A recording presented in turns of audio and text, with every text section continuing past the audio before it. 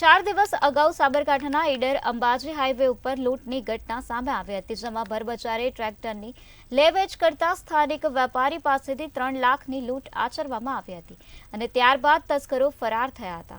ફરાર થઈ જનારા આરોપીઓને ઝડપવા માટે સાબરકાંઠા એલસીબી પોલીસે તજવીજ હાથ ધરી હતી અને તેમને સફળતા મળી છે.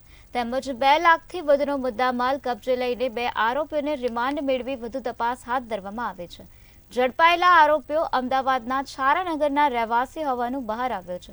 જોકે ભરબજારે આવી ઘટના બનતા સ્થાનિક પોલીસ ઊંઘતી જણાય છે.